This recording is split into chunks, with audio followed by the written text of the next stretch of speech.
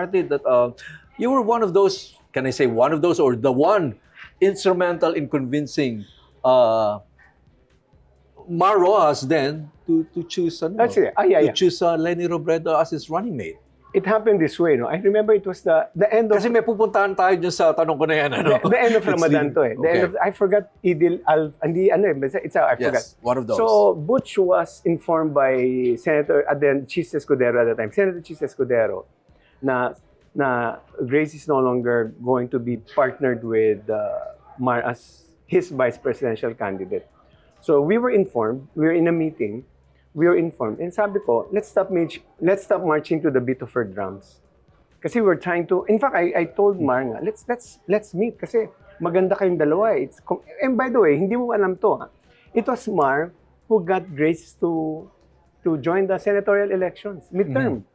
He asked, si Noy at that time, teka muna, bakit siyang kukunin natin? MTRCB siya. But ang layo, no? Ang layo. Sabi ni Mar, no, I think there's something there. There's something there with Grace. I think she can be a good asset to us in the Senate. He was already looking at a potential Grace running mate. Wala pa nun. Really? He was just looking at who can fill the 12 nominees for the Senate during the midterm. Siyempre, after that, nag-number 1 si Grace. Eh. So, presidentiable siya kaagad. And ang suggestion natin, maganda kayong dalawa as a tandem. And Grace was, to her credit, was very open. Until she felt and that she'd rather do it on her own as president. Siya na lang tatakbo presidente. Right. So nangyari yun. So when we were meeting, sabi ko, let's stop marching to the beat of her drums. So let's look for our own. Sino sa tingin mo? Sabi ko, why don't we get Leni Robredo? Kasi at the time, she was a widow and her name was Mabango. And talagang maganda yung storya ni Leni Robredo. And I really felt, And some shades of a Cory Aquino in 86. Yes, may ganun as a bang widow. may ganung narrative yon?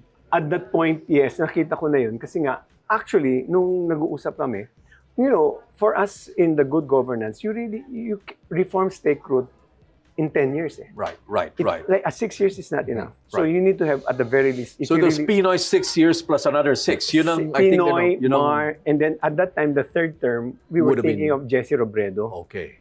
So nung wala namatay si Jessie Robredo. So sabi natin, baka pwede natin kunin si Leni. Yung byuda.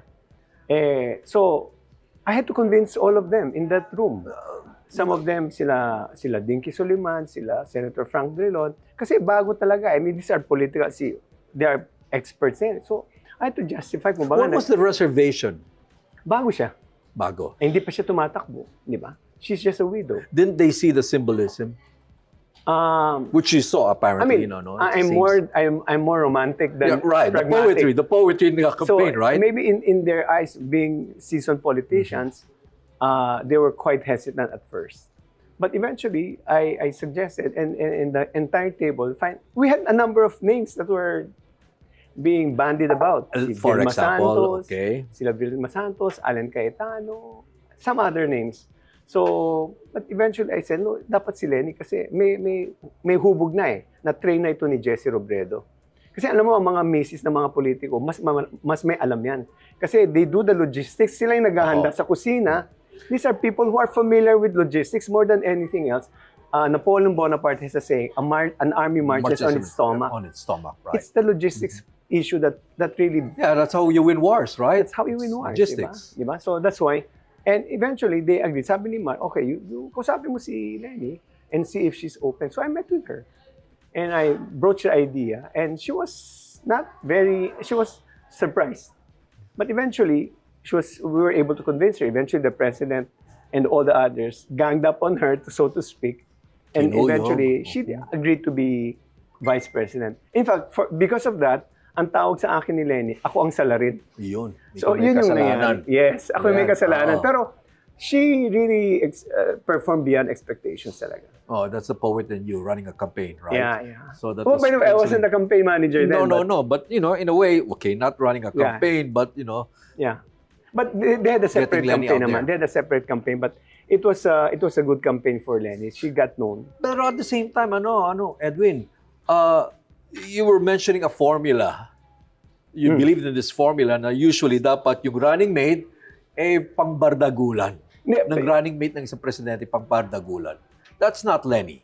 That's not That wasn't Lenny. Lenny. In hindsight, you need someone who would protect the presidential candidate, because what's the point of winning second place if you don't get the first place? We've seen that in 2016. No? So, ang mahalaga talaga, you protect the So president. in 2016, that wasn't your thinking. That wasn't my thinking. That Okay. was the thinking of others, except that I suppose I prevailed on the others to consider Lenny. But they already have that mindset. Oh, but Lenny won. Okay, so But things would have been different if Mar won. But my point lang is, had he won, it would have taken a different. would he position. have won if he had a pambardagol na vice president?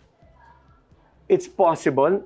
It's possible, but he would have clearly won if Grace did not run and be his vice presidential candidate, because we split the yellow votes. Oh, In fact, if you add the votes of Mar and Grace, it would have been higher than President Duterte's vote. Oh, correct me if I'm wrong. My impression also of the 2016 campaign was that because wala nga pang bardagol si Maroas, no, it was mostly him doing the attacking on Jejo Hindi Manilay. naman. Si Barry was there. Barry Barry was Gutierrez was a spokesperson then. Because I asked already also, we asked Barry to be the So spokesperson. it's not enough for the spokesperson to do the attacking. It It has to would be a running mate?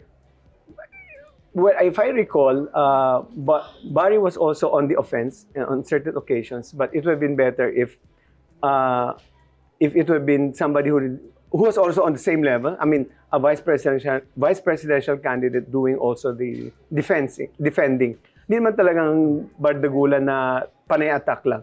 Really defending, kasi the presidential candidate should be focused on sharing his vision for the country and his programs of government. And you're somehow sidelined if you keep on defending whatever they were throwing at the candidate. Was Duterte something unexpected for It was those in the totally Mar campaign? unexpected, yes. It I was mean, having him campaigning and like being strong relatively, so to speak, in social media. How did you contend with that factor, with the Duterte presence? In that it was campaign? totally unexpected, but early on, some of us felt, because there was, and this is also admitted to me by Lito Banayo, there was something wrong with their certificate of candidacy. Remember, it was a substitution for Dino yata eh. So I felt, legally, we could have disqualified President Duterte at that point. And in fact, sila Banayo were really worried. And I was one of the few who said, let's disqualify him. Okay. But the other members of the campaign team felt, wag mong i-disqualify yan kasi They underestimated. they underestimated. You did not. I Because did you not. want, why? What did you see in that campaign? Earlier, during the campaign in 2016. Because I felt he would be a threat. Because his numbers were slowly rising. But no matter how slow it was on the rise. It was ascending. So I felt, let's take that away so that we can concentrate on, because at that point, Binay was already going down because of the Hacienda Binay issue. So we need to focus on only Grace. And a little bit of Binay. But the thinking of the campaign was different.